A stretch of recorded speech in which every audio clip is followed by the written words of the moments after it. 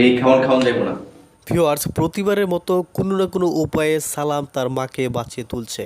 তো ভিউয়ার্স রওজার বাবা যখন খাবারের সাথে জিনিস মিশিয়ে দিচ্ছিল আর তখনই সালাম দেখতে পায়। তো এই প্ল্যানটি মূলত চেয়ারম্যান এবং তাদের দলবলদের সাকসেস হয়নি, আবার দ্বিতীয়বারের মতো আবার চেষ্টা করেছে তাদেরকে ওপরে পাঠিয়ে দেওয়ার জন্য। তো ভিউয়ার্স সালাম সবসময় সত্যের পথে থেকে তার মাকে রক্ষা করেছে এবং চৌধুরী বাড়ি রক্ষা করেছে, আর এতে করে মূলত চেয়ারম্যান সাহেব এবং রওজার বাবাদের সবচেয়ে বড় বাধা। আর তাদের প্ল্যান সাকসেস করার জন্য মূলত তাদের পথের কাঁটাকে বলতে সালামকে এই দুনিয়া থেকে তাড়িয়ে দেওয়ার প্ল্যান করেছিল, কিন্তু ভাগ্য সহায় হওয়ার কারণে সালাম এবারের মতো বেঁচে গিয়েছে।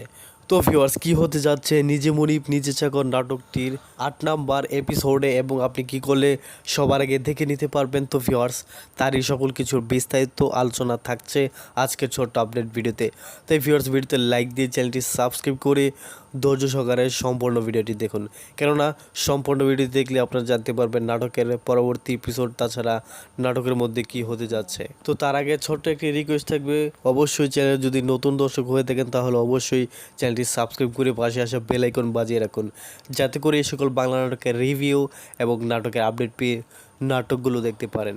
অন্যদিকে ভিউয়ার সালামের বাবা সালামকে যখন খুঁজে পাওয়া যাচ্ছে না তখন মূলত বলেই দিচ্ছিল প্রায় যে সালামই হচ্ছে তার একমাত্র ছেলে।